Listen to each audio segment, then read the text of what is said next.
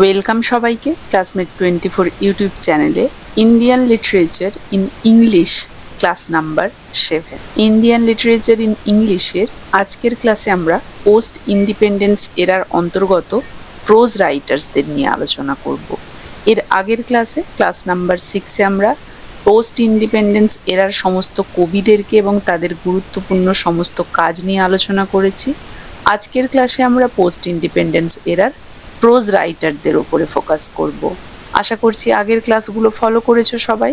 যদি না করে থাকো অবশ্যই করে নেবে, তাহলে ইন্ডিয়ান লিটারেচার ইন ইংলিশে তোমাদের কারোরই আর আশা করছি কোনো অসুবিধে থাকবে না। তো ফিরে আসছি আজকের আলোচনাতে। দেখো, পোস্ট ইন্ডিপেন্ডেন্স এরার যে প্রোজ রাইটার্সরা, মানে ভারতের স্বাধীনতার পরবর্তী সময়ের যে গদ্য সাহিত্য, সেটা ছিল খুবই সমৃদ্ধ। কারণ 1947 সালের পরে ভারতীয় ইংরেজি যে প্রোজ রাইটিং শুধুমাত্র জাতীয়তাবাদ বা সেই স্বাধীনতার আন্দোলনের মধ্যেই আর সীমাবদ্ধ থাকেনি।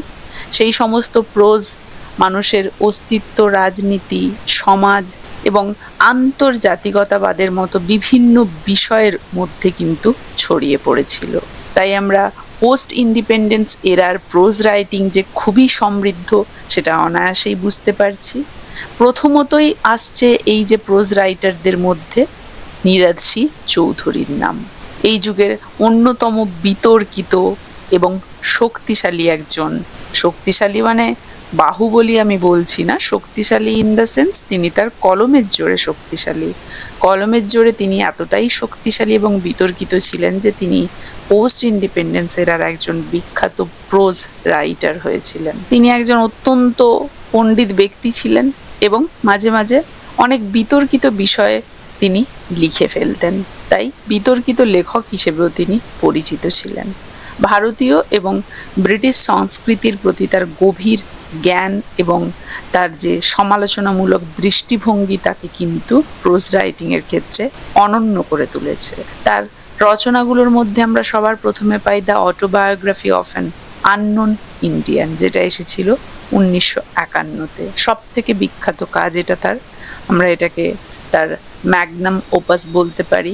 এতে তিনি নিজের জীবনের কাহিনীর সাথে সাথে ব্রিটিশ শাসনের শেষ সময়ে ভারতের সমাজের একটা সামগ্রিক চিত্র তুলে ধরেছেন এবং এই বইটা তিনি উৎসর্গ করেছিলেন ব্রিটিশ এম্পায়ারকে। এবং এই নিয়ে কিন্তু সে সময় অনেক বিতর্কেরও সৃষ্টি হয়েছিল। তিনি বিতর্কিত লেখক বলেইছি। এরপরে আমরা তার আ প্যাসেজ টু ইংল্যান্ড দেখতে পাই, যেটা এসেছিল 1959-এ। 57 বছর বয়সে তার প্রথমবার ইংল্যান্ড সফরের যে অভিজ্ঞতা, তার উপর ভিত্তি করেই তিনি এটা লেখেন। কালচারাল ট্রাভেলকও বলতে পারি আমরা এটাকে, মানে সাংস্কৃতিক একটা ভ্রমণ কাহিনী। কোনটা? A passage to England. এছাড়াও আমরা তার দ্য কন্টিনেন্ট অফ সার্চ বা সার্সি, যেটাই বলো না কেন, দেখতে পাই, যেটা এসেছিল 1965-এ। এটা ভারতীয় জনজাতির ওপরে লেখা একটা নৃতাত্ত্বিক এবং সমাজতাত্ত্বিক এসে বলতে পারো। এই বইটার জন্য তিনি প্রথম ভারতীয় হিসেবে একটা মর্যাদাপূর্ণ পুরস্কার পেয়েছিলেন, ডাফ কুপার মেমোরিয়াল অ্যাওয়ার্ড। বোঝা গেছে? এই যে অ্যাওয়ার্ডটা তিনি পেয়েছিলেন। এই বইটাতে তিনি ভারতীয় ইতিহাসের গতিধারা এবং ভারতীয় মানুষের, মানে ভারতীয়দের মনস্তত্ত্ব নিয়ে গভীরভাবে আলোচনা করেছেন। এছাড়াও আমরা তার দাই হ্যান্ড গ্রেট অ্যানার্ক দেখতে পাই। দেখো, এটা এসেছিল 1987-এ। এটা তার আত্মজীবনীর শেষ খণ্ড বলতে পারি, ফাইনাল ভলিউম। এবং এটা তার অত্যন্ত জনপ্রিয় একটা গ্রন্থ, the autobiography of an unknown ইন্ডিয়ানের পরবর্তী কাজ।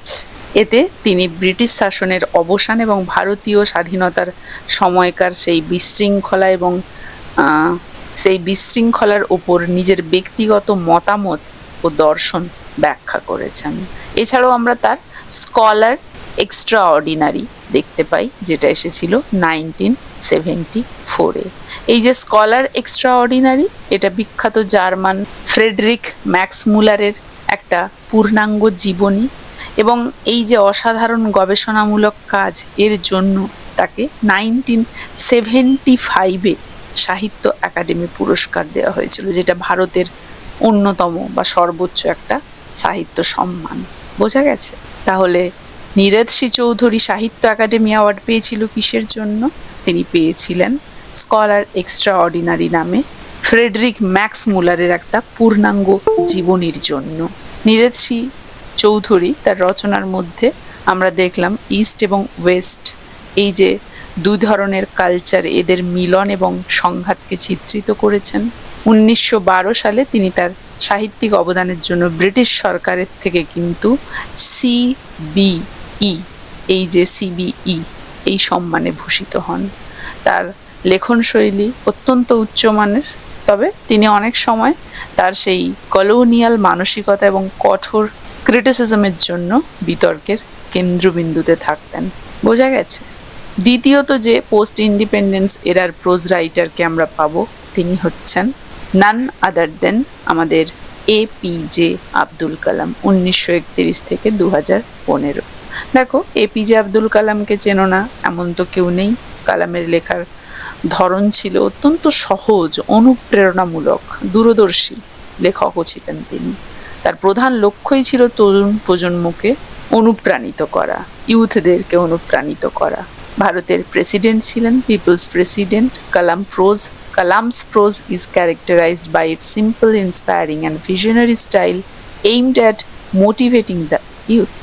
তার বিখ্যাত ওয়ার্কের মধ্যে আমরা উইংস অফ ফায়ার পাই 1999-তে, অত্যন্ত জনপ্রিয় তার অটোবায়োগ্রাফি। এবং এই বইটাতে রামেশ্বরমের একটা সাধারণ পরিবার থেকে তিনি কিভাবে উঠে এসে ভারতের একজন শীর্ষস্থানীয় বিজ্ঞানী এবং মিসাইল ম্যান অফ ইন্ডিয়া হয়ে উঠলেন, সেই গল্প রয়েছে, সেই রোমাঞ্চকর, সেই অনুপ্রেরণামূলক যাত্রা বর্ণিত রয়েছে তার এই গ্রন্থে। এছাড়াও আমরা ইন্ডিয়া 2020 এটাও দেখতে পাই, a vision for the new millennium. এই বইটাতে ডক্টর কালাম 2020 সালের মধ্যে একটা উন্নত রাষ্ট্রে ভারতকে পরিণত করার জন্য একটা সুস্পষ্ট একটা রোড ম্যাপ তুলে ধরেছিলেন। এটা মূলত প্রযুক্তি এবং অর্থনৈতিক শক্তির ওপরে ভিত্তি করে সমৃদ্ধ ভারতের একটা স্বপ্ন আমরা বলতে পারি। এছাড়াও তার বিখ্যাত লেখার মধ্যে আমরা ইগনাইটেড মাইন্ডস পাই, যেটা 2002-তে এসেছিল। এই বইটার মূল লক্ষ্য কি? তরুণ ভারতীয়দের মধ্যে কৌতূহল এবং সংকল্পের একদম যেন আগুন জ্বালিয়ে দেওয়া। কারণ কালাম বিশ্বাস করতেন যে ভারতের আসল শক্তি তার যুব সমাজের মধ্যেই কিন্তু নিহিত। তিনি এখানে দেখিয়েছেন যে চিন্তা ভাবনার পরিবর্তনের মাধ্যমে অনেক বড় বড় লক্ষ্যও কিন্তু অর্জন করা সম্ভব। তার টার্নিং পয়েন্টস আমরা দেখতে পাই 2012 সালে। এটাও তার একটা স্মৃতিকথামূলক গ্রন্থ এবং অনেকটা তার আত্মজীবনী উইংস অফ ফায়ারের পরবর্তী অংশ মনে হয় এই টার্নিং পয়েন্টসকে। এখানে ভারতের রাষ্ট্রপতি হিসেবে তার সেই মেয়াদের কথা তিনি উল্লেখ করেছেন। সেই সময় নেতৃত্ব দিতে গিয়ে তিনি কি কি চ্যালেঞ্জের মুখোমুখি হয়েছিলেন, এই সব কিছু নিয়ে তিনি আলোচনা করেছেন এই টার্নিং পয়েন্টসে, যেটা এসেছিল 2012-তে। আশা করি এপিজে আব্দুল কালাম নিয়ে সবার আইডিয়া ক্লিয়ার হয়েছে। এরপরে আমরা যাকে দেখতে পাবো তৃতীয়ত, পোস্ট ইন্ডিপেন্ডেন্স এরার বিখ্যাত প্রোজ রাইটার এম চলাপতি রাও। দেখো, 1908 থেকে 1983 ভারতের সাংবাদিকতার জগতে একজন পথ প্রদর্শক এই এম চলাপতি রাও। 30 বছরেরও বেশি সময় ধরে তিনি ন্যাশনাল হেরাল্ড পত্রিকার সম্পাদক ছিলেন এবং ভারতের প্রথম প্রধানমন্ত্রী জওহরলাল নেহেরুর অত্যন্ত ঘনিষ্ঠ একজন সহযোগী ছিলেন এই এম চলাপতি রাও। তার উল্লেখযোগ্য কাজগুলোর মধ্যে আমরা পাবো ফ্র্যাগমেন্টস অফ রেভলিউশন 1965-এ, a collection of essays dealing with contemporary Indian problems. মানে এটা একটা এসের সংকলন, সমসাময়িক ভারতের বিভিন্ন সমস্যা এবং সেই যে চড়াই উতরাই সেগুলো নিয়ে কিন্তু এখানে আলোচনা করা হয়েছে। জওহরলাল নেহেরু পাবো তার লেখা 1973-এ। এখানে নেহেরুর জীবন, নেহেরুর রাজনৈতিক কর্মকাণ্ডের ওপর একটা গুরুত্বপূর্ণ জীবনী বা ঐতিহাসিক একটা লেখা হিসেবে তিনি এটাকে প্রেজেন্ট করেছেন। নেহেরুর খুব কাছের মানুষ হওয়ার কারণে তিনি তার অনেক ব্যক্তিগত বিষয় জানতেন এবং গভীর তথ্য আর ব্যক্তিগত বিষয় নেহেরু সম্পর্কে এই বইতে তাই তিনি তুলে ধরতে পেরেছিলেন। এছাড়াও তার লেখা আমরা জার্নালিজম অ্যান্ড পলিটিক্স পাবো 1984-এ, যেটা তার মৃত্যুর পরে প্রকাশিত হয় এবং সাংবাদিক জীবনের স্মৃতি, রাজনীতি এবং সাংবাদিকতার পেশাগত সম্পর্কের ওপর নিজস্ব যে একটা চিন্তাধারা থাকে সেটা প্রতিফলিত হয়েছে তার এই যে লেখাতে। এছাড়াও আমরা তার দ্য প্রেস দেখতে পাবো, যেটা 1974-এ এসেছিল।